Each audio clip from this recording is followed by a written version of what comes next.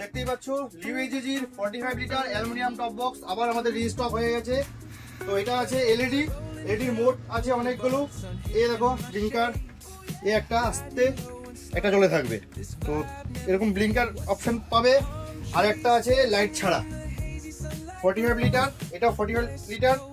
ভিতরটা দেখে নাও, এই লক সাথে বেস প্লেটও থাকবে। হ্যাঁ, যে বেস প্লেট রয়েছে সাথে।